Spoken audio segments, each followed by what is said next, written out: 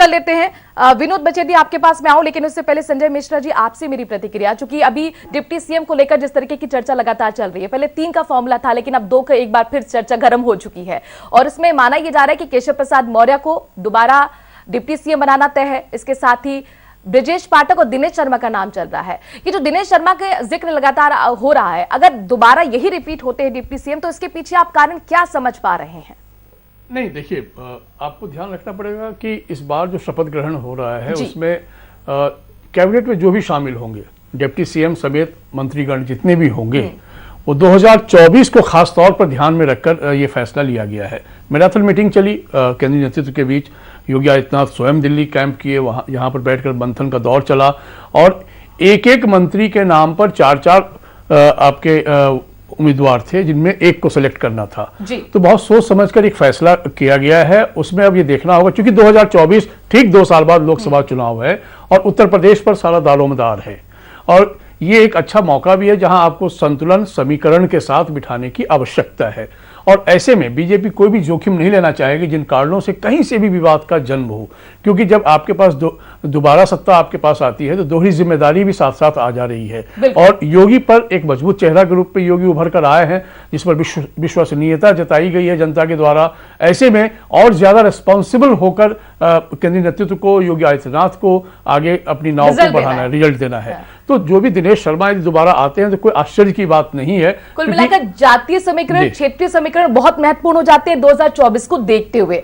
इसी को लेकर विनोद बचेती, मैं आपके पास आना चाहूंगी, क्योंकि जाहिर तौर पर आज का दिन आपके लिए बहुत महत्वपूर्ण है और सबसे पहले तो बधाई के पात्र। और जिस तरीके से सारे मिथक टूट गए, जिस तरीके से सारे रिकॉर्ड ध्वस्त हो गए और 37 साल बाद ऐसा हो रहा है उत्तर प्रदेश के अंदर की कोई सरकार रिपीट हो रही है और ये तो इतिहास मुख्यमंत्री योगी आदित्यनाथ ने बना दिया है कि 5 साल कार्यकाल मुख्यमंत्री के तौर पर उन्होंने पूरा किया और दोबारा वो सत्ता में फिर से मुख्यमंत्री के तौर पर सामने आ रहे हैं। मेरा आपसे सवाल है, चूंकि इतना बड़ा बहुमत आपको जनता ने दिया है, आप मानते हैं कि अब जिम्मेदारी भी दोगुनी हो गई है?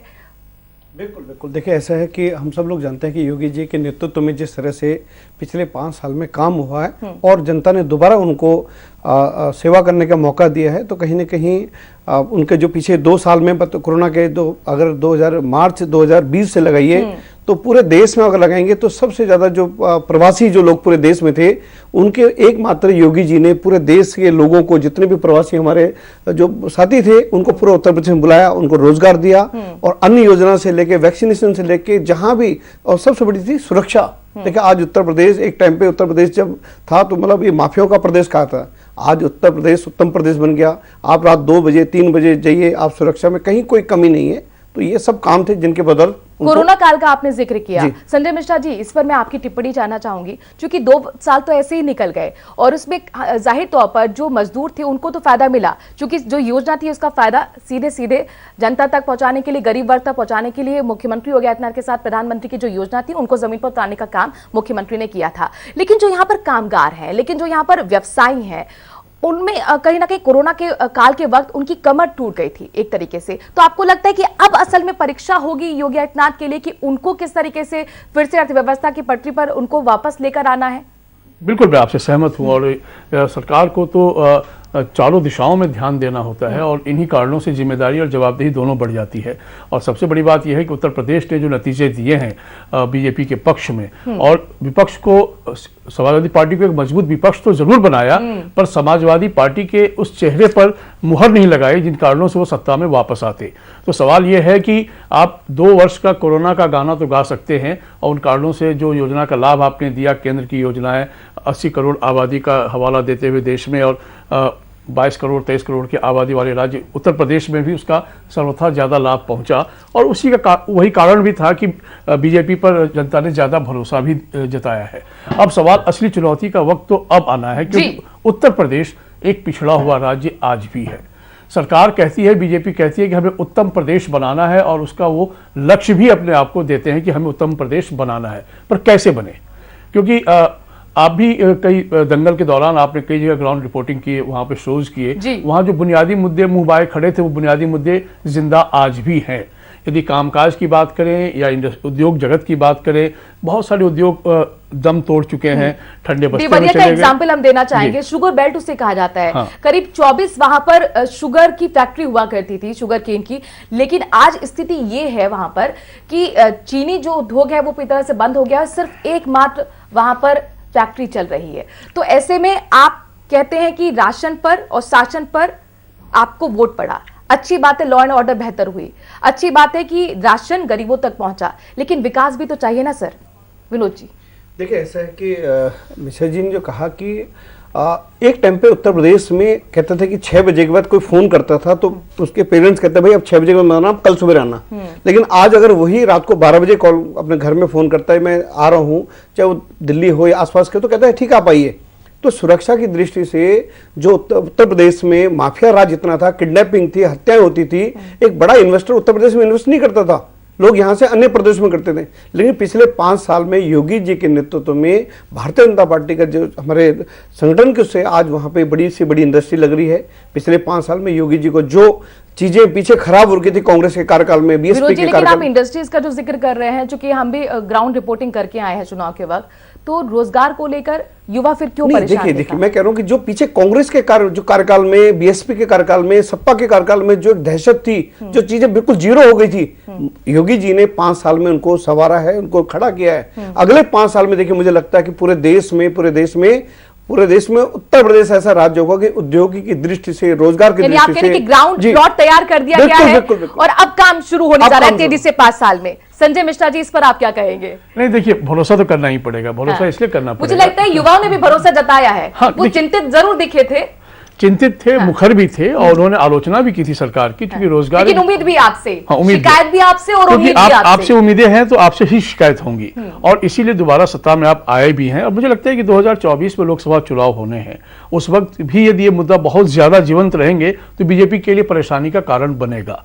ऐसे में मुझे लगता है कि बीजेपी के केंद्रीय नेतृत्व या योगी आदित्यनाथ स्वयं मुख्यमंत्री की शपथ लेने जा रहे हैं, इस पर जरूर गौर करेंगे, क्योंकि उन पर बड़ी जिम्मेवारी आने वाली है, क्योंकि उत्तर प्रदेश में सबसे ज्यादा सांसद वहीं से बीजेपी को मिला है और वहीं से सत्ता तय होती है। मोदी जी का भी कॉन्स्टिट्यूएंसी बनारस है, और ऐसे में उत्तर प्रदेश में मोदी और योगी के युग को आप इस बार देख रहे हैं तो अनायास नहीं देख रहे हैं। मोदी जी की जो केंद्रीय योजनाएं थी उसने बहुत कारगर काम किया उत्तर प्रदेश में इस चुनाव नतीजे में। योगी जी का परसेप्शन एक गुड गवर्नेंस के तौर पर, एक लॉ एंड ऑर्डर को लेकर जरूर मजबूत बना, बुलडोजर बाबा के नाम से वो प्रसिद्ध हुए, और इसीलिए उनको उसका लाभ भी मिला। लेकिन सिर्फ इतने भर से बात बनती नहीं है, आपको आगे बहुत सारे काम करने होंगे, और वो इसलिए करने होंगे क्योंकि ये देश जो है, मोदी योगी युग है। हाँ।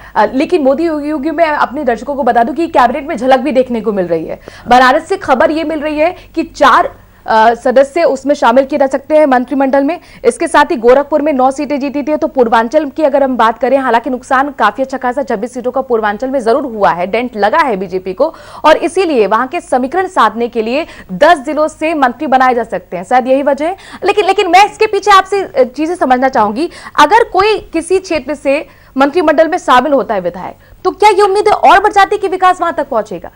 नहीं देखिए, मंत्री विधायक यदि मंत्री बनते हैं जी, तो उम्मीद जाहिर तौर पर उस विधानसभा क्षेत्र के लोगों को ज्यादा होती है। और आप देखिए इस बार के चुनाव नतीजे में लगभग 11 मंत्रियों को लोगों ने नकारा है। एंटी इनकम्बेंसी फैक्टर उनके खिलाफ रहा। क्यों रहा? क्योंकि जो उम्मीदें थी उस पर आप खरा नहीं उतरे, तो जाहिर तौर पर दोबारा आपको चुनकर हम नहीं भेजेंगे, और नहीं भेजा। इस बार के नतीजे ने बहुत तरह के सबक भी दिए हैं नेताओं को।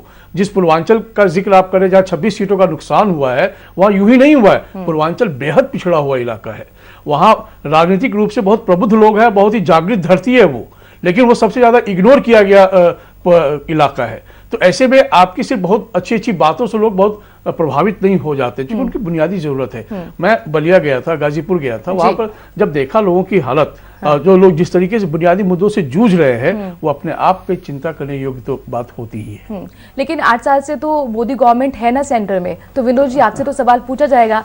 प्रधानमंत्री नरेंद्र मोदी खुद बनारस से सांसद हैं, और योगी आदित्यनाथ भी सांसद रहे हैं गोरखपुर से, अब तो विधायक भी हो गए। नहीं देखिए, आप सबसे बड़ी चीज जो नतीजे आए हैं जी, जनता ने योगी जी पे, उनके पूरे मंत्रिमंडल पे पूरा विश्वास किया है। आप मैं आपको 23 मार्च 2020 की बात करता हूं, जहां पूरा देश से जो उत्तर प्रदेश की जो लोग, आप ये हमारे बिल्कुल जो दिल्ली का आनंद विहार में लाखों लोग, कम से कम 15-16 लाख लोग अपने जो किराएदार थे दिल्ली में, मैं दिल्ली की बात करता हूँ, सटे हुए दिल्ली से मैं बात कर राजधानी की, लोगों ने रातों रात एक रूमर फैला दिल्ली में कि भैया बसें लग गई है गाजीपुर बॉर्डर पे, योगी आदित्यनाथ की ने बसें लगा दी आपको प्रदेश के लिए। ऐसा था कुछ नहीं। दिल्ली के मुख्यमंत्री अरविंद केजरीवाल ने और लाखों लोग आनंद विहार से लेके गाजीपुर मुंबई गाजीपुर हाईवे पे जाम रहे, और योगी आदित्यनाथ ने जब उनको पता चला, उन्होंने इस उत्तर प्रदेश परिवहन की सारी बसें लगाई, उनको शिफ्ट किया, उनके भोजन से लेके उनको शिफ्टिंग तक की सारी जिम्मेदारी मुख्यमंत्री योगी आदित्यनाथ ने की। एक ऐसा व्यक्ति, उनके पिता, इसी कोरोना काल में आप सबको जानकारी, उनके पिता का निधन हुआ, उन्होंने अपनी माता जी को चिट्ठी लिखी, भाई मेरे लिए 26 करोड़ लोग पहले हैं, मेरे लिए, और नहीं गए। तो एक ऐसा व्यक्ति, जिस व्यक्ति के हाथ में वहां की कमान है, उस प्रदेश की कमान है, ऐसा व्यक्ति कभी सोच भी नहीं सकते। और जहां पे 37 साल बाद हो रहा है, एक पहली बार एक पार्टी को 5 साल का मौका मिला, फिर दोबारा अगर सत्ता में मौका मिल रहा है तो उनके काम में है। और अगले 5 साल जाहिर तौर पर काम पर मोहर लगी है, उद्योग से लेके काम पर मोहर लगी है, रोजगार से लेके सब चीजों पर, लेकिन उम्मीदें फिर बढ़ जाती हैं। विनोद जी, मैं इसी पर आना चाह रही हूँ, और ना सिर्फ उम्मीदें बढ़ जाती है बल्कि अब तो विपक्ष भी मजबूत हो गया है। अखिलेश यादव ने संसदीय सीट से इस्तीफा दे दिया है, करेंगे, यानी कि सरकार को घेरने के लिए पूरी तरह से वो तैयार है। मजबूत विपक्ष है, पहले विपक्ष नहीं था। देखिए, विपक्ष तो पहले पिछले 5 साल में भी था, पिछले 5 साल में विपक्ष था। कहां था? अगर विपक्ष मजबूत होता तो आज वो सत्ता में होते, सत्ता में नहीं है। मैं संख्या बल के हिसाब से कह रही हूँ। नहीं, देखिए, कहीं कुछ नहीं है। योगी जी का अपना एक काम है, उनका पूरा है, बहुत अच्छा होगा। मुझे उत्तर प्रदेश उत्तम प्रदेश बनेगा, ऐसा मुझे उम्मीद है पूरी। 2017 से ज्यादा 2022 ये चैलेंजिंग अब नहीं होने वाला पीरियड आगे का? नहीं, देखिए, चुनौतियां तो रहेंगी ही, और चुनौतियां इसलिए भी रहती हैं क्योंकि मजबूत विपक्ष के कॉन्टेक्स्ट में मेरा आप जिंदा हैं तो जिंदा नजर आना भी चाहिए। और मजबूत विपक्ष की जहां तक बात है तो विश्वास मानिए, बीते 5 वर्षों में यदि आप देखेंगे तो विपक्ष तो था पर बेहद कमजोर था। जब बेहद कमजोर विपक्ष होता है तो सरकार के लिए विन विन सिचुएशन होता है।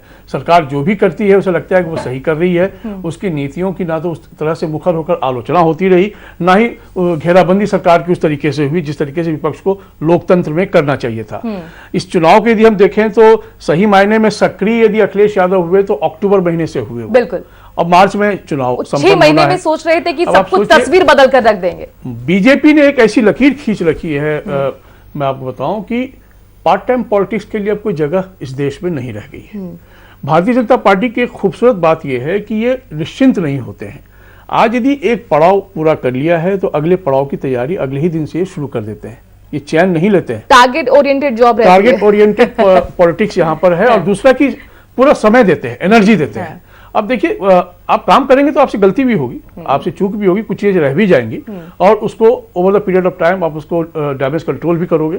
और इसीलिए आप देखिए, इस बार तमाम आलोचनाओं के बावजूद यदि योगी आदित्यनाथ दोबारा सत्ता में आ रहे हैं तो एक तो योगी आदित्यनाथ का स्वयं का व्यक्तित्व बहुत बड़ा है।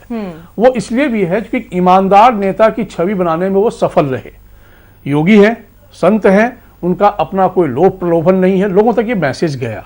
और जब प्रधानमंत्री मोदी भी स्वयं जाकर अलग अलग मंचों से उत्तर प्रदेश में कहते थे आएंगे तो योगी ही, तो ये आएंगे तो योगी ही, योगी शब्द अपने आप में घर घर तक पहुंच गया।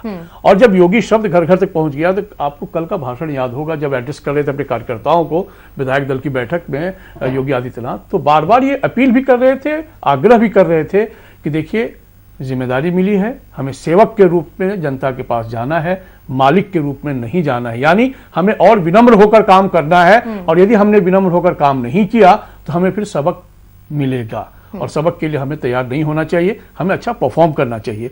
तो बहुत सारे मैसेज हैं जनता के पास, विधायकों के पास, कार्यकर्ताओं के पास, कि हमें आगे की क्या रणनीति अपनानी है। लेकिन हाँ, बीजेपी के लिए बड़ी चुनौती है महंगाई, बीजेपी के लिए बड़ी चुनौती है रोजगार सृजन करना। रोजगार का मतलब स्वरोजगार की बात सिर्फ नहीं होती है, नौकरी की बात होती है। बहुत सारी वैकेंसी, लाखों लाख वैकेंसी स्टेट में खाली पड़ी हुई है, आपको उसको फुलफिल कराना है। यदि आप उसमें सफलतापूर्वक आगे 11 लाख का जिक्र तो अखिलेश यादव भी कह रहे थे विनोद जी, कि वो आएंगे तो वो सीधे सीधे भर्तियां, सबसे पहले 11 लाख पद जो खाली पड़े हैं, उसके बारे में क्या सोचा हुआ है सरकार ने? जिम्मेदारी आप पर। देखिए, अखिलेश यादव जी ने तो क्या होता कि चुनाव से पहले दुनिया भर की उन्होंने घोषणाएं की, लेकिन इस उत्तर प्रदेश के चुनाव में एक चीज तो बिल्कुल मिश्रा जी क्लियर है कि जनता ने परिवारवाद से जुड़ी हुई जो पार्टियां थी, लोगों तो बिल्कुल नकार दिया। चाहे कांग्रेस है, खत्म हो गई बिल्कुल। कांग्रेस आज देखिए, देश की आजादी के बाद सबसे बड़ी पार्टी थी, आज 2 केवल इनके साथ 2 विधायक रह गए हैं। नहीं, देखिए, देखिए मैं आप- दूसरा- परिवारवाद अगर आप लेकर आ रहे हैं तो हमारे पास भी बहुत सारे पॉइंट्स नहीं, हैं सर गिनाने के लिए। परिवारवाद मुझे को आपकी नकार बता दिया दीजिए या परिवारवाद कांग्रेस की हो गया, परिभाषा समाजवादी क्या पार्टी, है। सब चीजें नहीं, होगी। मुझे बता दीजिए, लेकिन पंकज सिंह का भी जिक्र हो रहा है, मुझे लगता लता है सिंह के मिश्रा जी ने बेटे जो हैं। कहा रोजगार की बात, सेल्फ एम्प्लॉयमेंट की बात नहीं कर रहे हैं, स्वयं रोजगार की सरकार के तंत्रों के माध्यम सर से। परिवारवाद पे पहले बात कर जी, लीजिए। जी। परिवारवाद को आप लेकर कह रहे हैं और लगातार प्रहार किया गया प्रधानमंत्री की तरफ से भी, गृह मंत्री की तरफ से भी, मुख्यमंत्री की तरफ से भी। सर क्या बीजेपी के अंदर परिवारवाद नहीं है? राजनाथ सिंह के बेटे कौन है नहीं, और उनके अपने कैबिनेट में देखिए, हिस्सा बने जा रहे हैं, वो तो अभी चर्चा चल रही देखिए है। राजनाथ सिंह जी की अपनी एक अलग, उनकी अपनी एक अलग इमेज है, उनके बेटे हैं, उनकी अपना अलग इमेज है। लेकिन जैसे सपा की बात करें, सपा में तो आप सारा इनका संगठन हो या सरकार आए तो ये सारा इनका पूरा कुनबा आता है। बीएस में आप मायावती जाए, उनका पूरा परिवार, उनके भाई भतीजे सब आते हैं। उसी तरह जो इन्होंने भी गठबंधन, जिन लोगों से गठबंधन किया, लड़ाई किस बात की थी, भाई मुझे भी टिकट दो, मेरे बेटे को टिकट दो, मेरी बिटिया को टिकट दो, मेरे बहू को भी टिकट दो। तो भाजपा तो कहीं ना कहीं परिवारवाद से कोसों कोसों दूर है। और यह भी एक जनता बहुत जागरूक, बहुत समझदार हो गई है। वो काम के काज, ये चीज नहीं कि झूठ आप जातिवाद के उससे या क्षेत्रवाद से उससे जो पहले चलता था। कई एग्जाम्पल है ना, सौम्य प्रसाद मौर्य की जो बेटी है वो सांसद है बदायूं से, संघमित्रा मौर्य। खैर उस चीज से हम आगे निकलते हैं, क्योंकि अखिलेश यादव का भी जिक्र संजय जी कर रहे थे और वो कहते कि 6 महीने पहले एक्टिव हुए। लेकिन हम इस तरह से क्यों नहीं देखते कि 6 महीने एक्टिव होके उन्होंने 57 सीटों का नुकसान आपका कर दिया। अगर वो 4.5 साल एक्टिव होते तो आपको नहीं लगता कि तस्वीर कुछ और बदल जाती और आपके लिए बहुत चैलेंजिंग हो जाता? फिर देखिए इसमें कहीं ना कहीं तो कि कुछ चीज़ें क्या होता है कि जब 5 साल में आप रहते हैं तो बहुत सारी जनता से जुड़ी हुई चीज़ें होती हैं। उनमें कहीं ना कहीं कुछ चीज़ें ऐसा कि वो इतना जो था कि इतना नुकसान पार्टी का नहीं हुआ तो जितना था कि, लेकिन पब्लिक में है कि बहुत सारी छोटे छोटे इशू होते हैं। उन इशू में जहाँ पे लगा कि भाई संगठन लगा, जो चीज़ें आप कह रहे हैं कि मुझे लगता है कि 5 साल के बाद इतनी पार्टी की सीटें आना ये बहुत बड़ी बात है। और देश के सबसे बड़े राज्य में इतने बड़े आना, इतनी बड़ी सीटों का आना एक है। बाकी जो कहीं कमी है संगठन उसका चिंतन कर रहा है, आगे वो चीज़ें होंगी। जिन जिन क्षेत्रों में, जैसे मिश्रा जी पूर्वांचल की बात कर रहे हैं और क्षेत्रों की बात कर रहे हैं, तो उन सब में जैसे आप ये हमारे जो ये बेल्ट है, जो उत्तर पश्चिमी जो है, एक टाइम पे जिस तरह से यहाँ माहौल बनाया गया था, 1 साल तक गाजीपुर का जो नेशनल हाईवे था उसको जाम करके रखा गया। उसका उन लोगों का एकमात्र मकसद था कि उत्तर प्रदेश के चुनाव का उनका फोकस था। समाजवादी पार्टी और अन्य पार्टियों की पूरी फंडिंग थी, लेकिन हुआ क्या, रिजल्ट 0 निकला। आज जनता बहुत समझदार हो गई है, वो जानते हैं कि भाई काम के दिल्ली उत्तर प्रदेश के मुख्यमंत्री योगी आदित्यनाथ की एक ऐसी क्लीन इमेज पूरे देश में आज एक बड़े लीडरशिप के नाम, बड़े नेता के रूप में उनकी इमेज आ गई। और मैं इतना जो कहूँगा कि देखिए आने वाले 5 साल में, देखिए अगले 6 महीने में उनका पूरा एक ब्लूप्रिंट तैयार हो गया है, रोजगार से लेके, सुरक्षा से लेके। रोजगार को लेकर युवाओं को आप क्या संदेश देना चाहेंगे? देखिए युवाओं को यह है कि कहीं ना कहीं मैं आप जिस तरह 5 साल में उन्होंने युवाओं ने सरकार पे भरोसा जताया, अगले 5 महीने 6 महीने साल में बहुत सारी चीजें आने लग जाएंगी। मैं कोई ऐसा आश्वासन तो नहीं दे सकता क्योंकि मैं दिल्ली संगठन का व्यक्ति हूं, लेकिन कहीं ना कहीं जरूर इस पे ऊपर अच्छे रिजल्ट इसके ऊपर आएंगे। संजय जी, चूंकि आपने भी ग्राउंड रिपोर्टिंग लगातार की थी, महंगाई को लेकर अभी फिर से ट्विटर पे ट्रेंड कर रहा था जब पेट्रोल डीजल के दाम बढ़े थे, तो लोग यही कह रहे हैं कि चुनाव खत्म हो गया और देखिए आम आदमी की जेब पे डाका डालना शुरू हो गया। लेकिन ये महंगाई जो है उस पर नाराजगी तो दिखती है, लेकिन बूथ तक जाते जाते, जो पोलिंग बूथ है वहां तक जाते जाते ये दूर क्यों हो जाती है, चली क्यों जाती है? देखिए इसके 2-3 वर्गीकरण है, उसको समझने की इस रूप में आवश्यकता है। एक तो आपको व्यक्तित्व को देखना होगा कि यदि हम उत्तर प्रदेश की ही बात करें, हालांकि 5 में से 4 राज्यों पर बीजेपी को सफलता मिली है और ये बहुत बड़ी बात होती है। उत्तर प्रदेश में योगी आदित्यनाथ का चेहरा बहुत कुछ कह रहा है। योगी आदित्यनाथ का चेहरा एक तो गिरवा चेहरा, संत का चेहरा, दूसरा ईमानदार चेहरा, तीसरा कि समझौता नहीं करने वाला एक व्यक्तित्व उनमें नजर आता है। और इस लोकतंत्र में जो तमाम विशेषताओं के साथ जो व्यक्तित्व दिखता है ना, उस पर ज्यादा भरोसा होता है, क्योंकि वो यदि बोलते हैं यदि हम ऐसा करेंगे तो लगता है कि नहीं वो करेंगे। दूसरा ये कि युवा चेहरा है योगी आदित्यनाथ, और इनका भी राजनीतिक करियर बहुत लंबा है जी। और एक आकर्षण का केंद्र योगी आदित्यनाथ बनने जा रहे हैं मोदी जी के बाद, क्योंकि देखा जा रहा है कि जब मोदी योगी युग की बात हो रही है तो आने वाले समय में चूंकि योगी बहुत युवा चेहरा है तो केंद्र में भी इनका एक बहुत बड़ा आकर्षण के तौर पर स्थापित होने जा रहे हैं। मतलब अभी तक मोदी ब्रांड थे, अब योगी भी ब्रांड बन गए। योगी एक ब्रांड बन गए। देखिए और 2017 का चुनाव मोदी के नाम पर लड़ा गया था, लेकिन 2022 का चुनाव मोदी योगी के नाम पर लड़ा गया, तो ये एक बहुत बड़ा अचीवमेंट उनके साथ जुड़ गया है। देखिए 2017 का चुनाव सिर्फ और सिर्फ मोदी जी के नाम पर लड़ा गया था।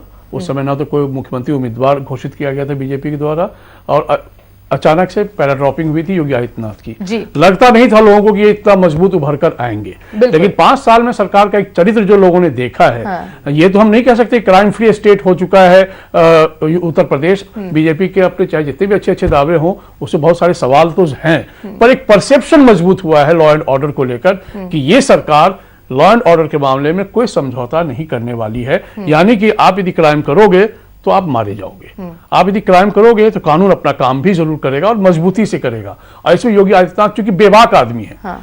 जो बात मोदी जी प्राइम मिनिस्टर होने के नाते पहले से ही थे, नहीं, लेकिन अब वो ब्रांड बन गए। देखिए इसमें एक यूएसपी अलग हो गई है। मोदी जी जो बात नहीं कह सकते क्योंकि भारत के प्रधानमंत्री हैं, योगी आदित्यनाथ बहुत ताल ठोक कर वो बात कहते हैं, बड़ी बेबाकी से कहते हैं। और एक हिंदुत्व का भी एक कैरेक्टर जब वो लाते हैं अपने ऊपर, तो उसमें वो कोई समझौता करता हुआ व्यक्ति नहीं दिखते हैं। तो ये सब जो कुछ मैसेजेस होते हैं ना, महंगाई और बेरोजगारी पर भारी पड़ जाता है तत्कालिक तौर पर। आप ये कहना चाह रहे हैं, अगर मैं खुले शब्दों में कहना चाहूं, कि हिंदुत्व का बड़ा चेहरा योगी आदित्यनाथ और ये सारे मुद्दों को फिर पीछे ले जाता है? बिल्कुल, देखिए तात्कालिक रूप से पीछे ले जाता है। मैं ये नहीं कहता कि इसका ये अस्थायी बात हो गई, ये अभी पीछे ले जा रहा है। लेकिन यदि कंटिन्यूटी में महंगाई और बेरोजगारी का स्तर दर बढ़ता ही चला गया, तो विश्वास मानिए वो फिर हिंदुत्व चेहरे पर भारी भी पड़ेगा, क्योंकि लोकतंत्र है। यहाँ करोड़ों करोड़ आबादी, 140 करोड़ की आबादी है। हाँ। सिर्फ इस आधार पर आप बहुत लंबे समय और देखिए योगी आदित्यनाथ पर कितना भरोसा है केंद्रीय नेतृत्व को, ये इस बात से समझा जा सकता है कि जब चुनाव की कैंपेनिंग हो रही थी, विनोद जी मेरा आपसे इसी पर सवाल होगा, खुद गृह मंत्री अमित शाह आते हैं, रैली को संबोधित करते हैं और कहते हैं कि अगर प्रधानमंत्री नरेंद्र मोदी को 2024 में वापस लाना है तो योगी आदित्यनाथ को पहले वापस लेकर आइए। तो आप मानते हैं कि अब बहुत बड़ी जिम्मेदारी योगी आदित्यनाथ के कंधों पर आ गई है? बिल्कुल बिल्कुल, देखिए योगी आदित्यनाथ के कंधों पे पिछले 5 साल भी जिम्मेदारी थी। आज उनके देखिए पिछले 5 साल में, जैसे मिश्रा जी ने कहा कि कहीं ना कहीं जो एक प्रदेश में गुंडा राज हुआ करता था, जितने भी थे पिछले 5 साल में देखिए सारे लोग या तो जेल में हैं या प्रदेश छोड़ के भाग गए हैं। और ये उत्तर प्रदेश से सबसे ज्यादा सांसद संसद में जाते हैं। और पार्टी का भी देखिए, पार्टी ने पिछले 5 साल में काम किया, चाहे हाईवेज हो, चाहे हॉस्पिटल्स हो, चाहे एजुकेशन हो, चाहे किसी भी जहां भी विकास कार्यों में कोई कमी नहीं रही है। और ये केवल उत्तर प्रदेश नहीं, जहां जहां भी भारतीय जनता पार्टी के हमारी जिन प्रदेशों में हमारी सरकारें हैं, उन सब में भी इसी तरह का काम हो रहा है। और उत्तर प्रदेश बड़ा राज्य है, बहुत सारी चीजें, जैसे मिश्रा जी ने इन्होंने कहा कि बेरोजगारी जो रोजगार की जो है, वो रोजगार के लिए पिछले 5 साल एक प्लेटफॉर्म बन गया है। अगले 6 महीने साल में इनके ऊपर काम होना शुरू होगा। और बिल्कुल योगी जी के ऊपर बहुत बड़ी जिम्मेदारी है और पूरे देश में एक बड़ा लीडर, वो आज एक बड़े नेता के रूप में उभर कर ऊपर आ गए। देखिए आज बहुत बड़ा दिन है बीजेपी के लिए और सभी की निगाह इकाना स्टेडियम पर लगी हुई है। तस्वीरें लगातार दर्शक तक, हम अपने दर्शकों तक पहुंचा रहे हैं। और चूंकि आज का सबसे बड़ा सवाल संजय मिश्रा जी यही है कि कैबिनेट कैसी होगी, उसका स्वरूप कैसा होगा, तो इस पर भी हम चर्चा कर लेते हैं। चूंकि लगातार हम अपने दर्शकों को दिखा रहे हैं विंडो में कि कौन कौन संभावित नाम है। महिला वोटर ने खुलकर बीजेपी को वोट दिया और यही एक बहुत बड़ा कारण, बहुत बड़ा फैक्टर माना जा रहा है योगी की वापसी में। आपको लग रहा है कि इस बार जो 5 सदस्य, क्योंकि चर्चा यही चल रही है कि 5 महिला सदस्य कैबिनेट में हो सकती है, एक बड़ा इनाम?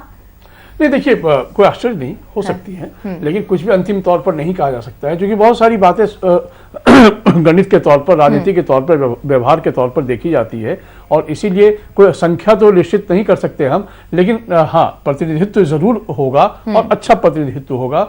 महिलाओं ने बहुत भरोसा जताया, विश्वास जताया। वो इसलिए जताया कि लॉ एंड ऑर्डर एक बड़ा इशू था उत्तर प्रदेश के लिए और लॉ एंड ऑर्डर को ही पूरे चुनाव के दौरान आप ध्यान देंगी तो वहां पर बीजेपी ने हर मंच से लॉ एंड ऑर्डर की ही बात की।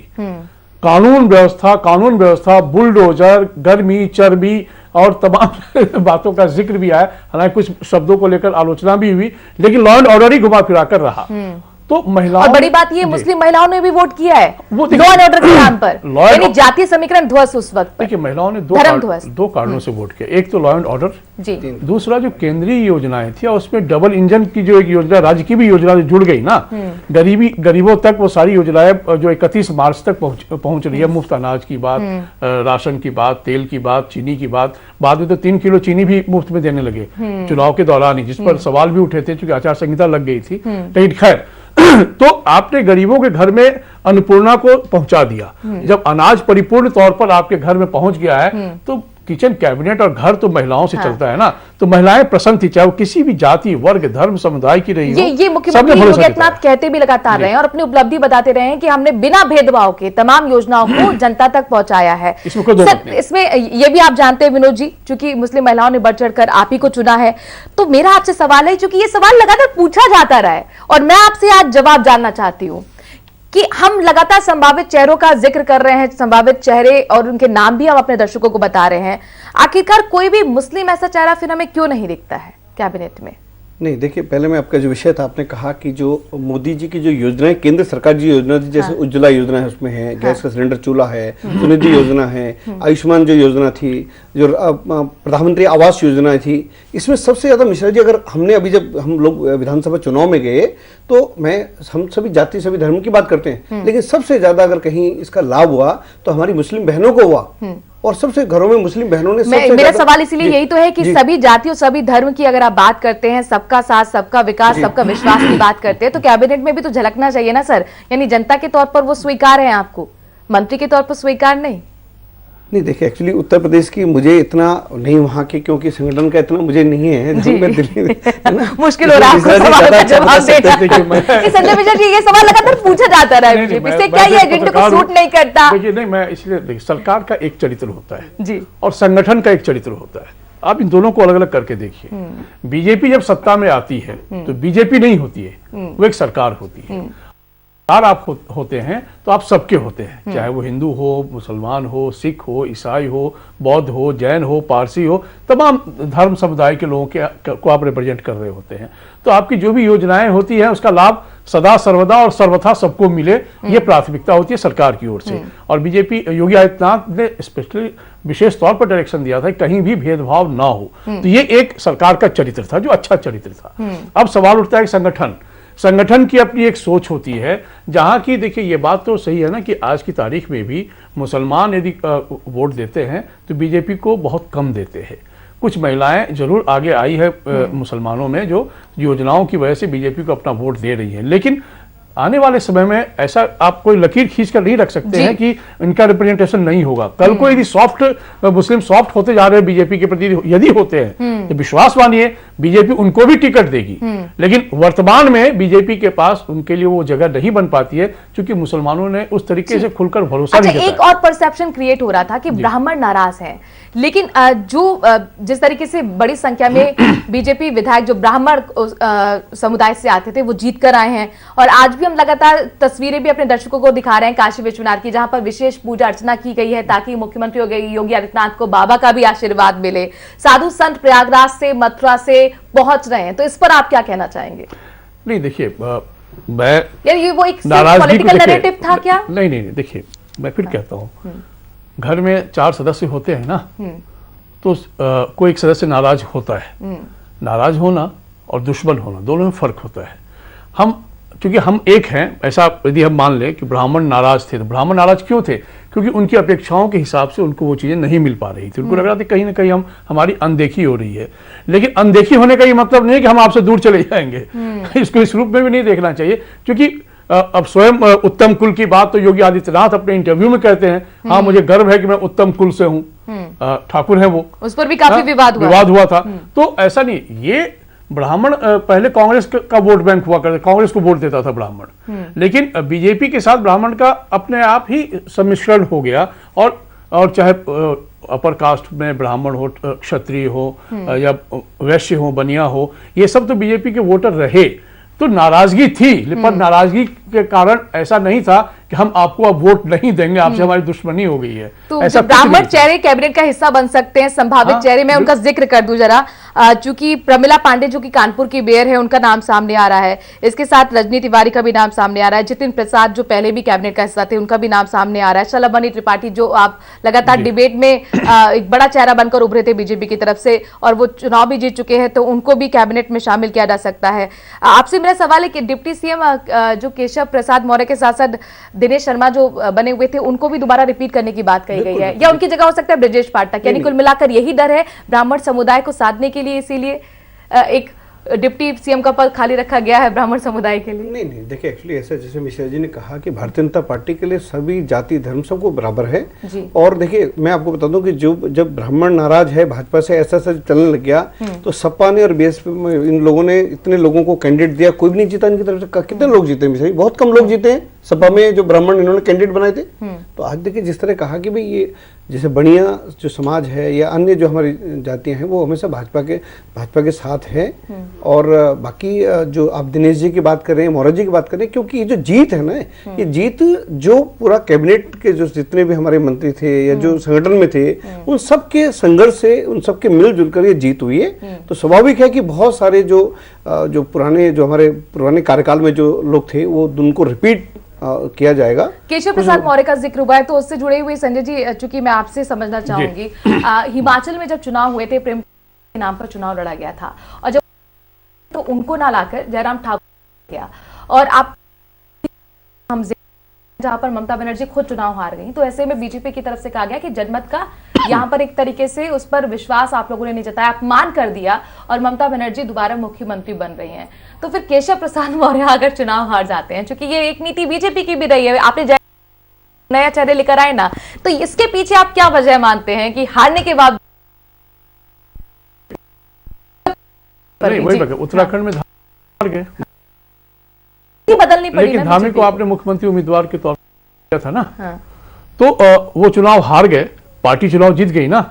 पार्टी चुनाव जीती और चेहरे उन्हीं के सामने थे। तो जहां पार्टी ने चुनाव जीता है वहां कहीं न कहीं धामी, तभी तो उनको वोट दिया बीजेपी को, पहला। दूसरा, नरेंद्र मोदी जी स्वयं हर जगह प्रभावी थे, तो मोदी जी के नाम पर भी वोट पड़ा, तो धामी को वहां मुख्यमंत्री आपने बनाया। तमाम जद्दोजहद भी, बहुत सारे नाम उछाले गए, लेकिन धामी पर ही अंतिम मोहर लगी। अब आइए कट टू उत्तर प्रदेश। उत्तर प्रदेश में केशव प्रसाद मौर्य एक मजबूत चेहरा है, दलित चेहरा है, और बीजेपी के एक संगठित मजबूत चेहरे के नाम पर उनका नाम हमेशा से जाना जाता रहा है। और कहीं ना कहीं ये लगता है कि ये डिप्टी सीएम थे और इन पर हमने भरोसा जताया था, तो यदि उनका फिर से आप उनको शामिल कर रहे हैं, जो कि पता चलेगा अंतिम तौर पर होगा तभी जाकर पता चलेगा। यदि शामिल करें तो इसमें कोई भी अतिशयोक्ति की बात नहीं है। फिर राजनीति में नेता जब बयान देते हैं ना, उनको सूट करता है, उसी तरह का वो बयान देते हैं। चाहे पश्चिम बंगाल की बात हो तो बीजेपी को सूट कर रहा था, क्योंकि ममता बनर्जी वहां, तो वहां पर इनको आलोचना करने में लेकिन ये बात उत्तराखंड में ही देना पड़ेगा ना। ये तो विश्लेषण के तौर पर आपकी टिप्पणी होगी, एक पत्रकार के तौर पर आपकी टिप्पणी होगी, लेकिन विनोद जी आप तो बीजेपी के नेता, आप बताइए फिर पश्चिम बंगाल में आप कुछ और कहते हैं, लेकिन उसी चीज को आप उत्तराखंड में भी नहीं मानते हैं और उत्तर प्रदेश। देखिए ये तो संगठन जीता है, संगठन का निर्णय है कि वो किसको क्या मतलब है या मंत्री है, वो संगठन तय करता है। बाकी केशव मौर्य जिस तरह कहा कि पार्टी के उत्तर प्रदेश का एक बड़ा चेहरा है, और कहीं बार जैसे हमारे 3-4 महीने पहले उत्तराखंड में स्थिति बड़ी खराब थी भाजपा की, लेकिन जो धामी जी ने जिस तरह से काम किया, सब कुछ किया, उसमें कहीं ना कहीं वो उनकी सीट रह गई, संगठन ने दोबारा उनको मुख्यमंत्री बनाया। तो कहीं उसी तरह मौर्य जी का भी बनता है, संगठन जो भी उनको मुख्यमंत्री, ये चीजें तो अभी शाम तक क्लियर होगी, लेकिन उनके काम में काउंटडाउन शुरू हो चुका है और कुछ ही घंटे का फासला रह गया है। 2 घंटे रह गए। बिल्कुल, इकाना स्टेडियम में जब खुद योगी आदित्यनाथ मुख्यमंत्री के तौर पर शपथ लेंगे और उनके साथ एक बड़ी कैबिनेट भी होगी जो शपथ लेगी। माना जा रहा है कि 50 मंत्री आज शपथ के साथ, हालांकि 70 नामों की सूची बनाई गई है जिसमें 50 नाम फाइनल होंगे, और उन 70 लोगों की जो कुर्सी भी लगाई गई है। इकाना स्टेडियम में जो बड़ा मंच है उसमें 70 कुर्सियां हैं, और इसीलिए 70 लोगों की कोरोना जांच भी हो रही है। मुख्यमंत्री आवास पर भी कुछ लगातार लोगों का पहुंचना जारी था, खासतौर पर विधायक पहुंच रहे थे, और उन्हीं से यहाँ पर आकलन निकाला जा रहा था। चर्चाएं गर्म हो रही थी कि हो सकता है ये अगर पहुंच रहे हैं मुख्यमंत्री आवास पर तो ये शायद सबसे आगे होंगे दावेदारों में, या ये इनका कैबिनेट मंत्री बनना लगभग तय है। उनका नाम का जिक्र मैं कर देती हूँ, राम नरेश अग्निहोत्री का नाम बहुत आगे चल रहा है। सतीश मिश्रा भी कुछ देर पहले मुख्यमंत्री आवास पहुंचे थे, जेपीएस राठौर भी कुछ देर पहले मुख्यमंत्री आवास पहुंचे थे, बलदेव ओलख भी पहुंचे थे, लक्ष्मी नारायण भी पहुंचे थे। लेकिन असीम अरुण का जिक्र मैं करना चाहूंगी। असीम अरुण, राजेश्वर सिंह, ये दोनों ब्यूरोक्रेसी में थे जो पहली बार चुनाव लड़े हैं और जीते हैं, और कैबिनेट में इनको शामिल करने की चर्चा भी हो रही है। इस पर आपकी टिप्पणी? नहीं, देखिए दोनों बड़े चेहरे हैं, मजबूत चेहरे हैं, और पढ़े लिखे चेहरे हैं, और दूसरा कि उनके पास एक विजन भी है। जब विजन होता है तो किसी भी सरकार में यदि आपके पास विजन वाले लोग होते हैं जिनके पास एक दूरगामी सोच हो और उसका लाभ जनता तक ज़्यादा मिल सकता हो, तो कोई आश्चर्य नहीं होना चाहिए कि ऐसे चेहरों को शामिल करना भी चाहिए। बल्कि उससे क्या है कि आपके कैबिनेट का स्वरूप ही मजबूत होता है। तो राजेश्वर सिंह हो या आसिम अरुण हो, ये वो चेहरे हैं और इन पर दांव खेला जा सकता है और खेलना भी चाहिए, जो मुझे लगता है। बहरहाल वो तो जब लिस्ट अंतिम तौर पर सामने आएगी तभी पता चलेगा, लेकिन इनकी दावेदारी कमजोर नहीं हो सकती है। पहली बार चुने विधायकों में आप शलभ त्रिपाठी का भी नाम ले सकते हैं। उनकी चर्चा चल रही है। अब वो भी यदि हो सकते हैं, उनके नाम की भी चर्चा चल रही है। तो राजेश्वर सिंह के नाम की चर्चा चले तो कोई आश्चर्य क्यों हो भाई। दूसरा कि उनके पास एक लंबा प्रशासनिक अनुभव है। प्रशासनिक अनुभव का लाभ यदि जनता तक आप सही मायने में देना चाहते हैं तो बहुत ही अच्छा कॉम्बिनेशन भी माना जाता है, यदि आप डिलीवर कर पाए उस तौर पर। तो खैर इंतजार करना पड़ेगा।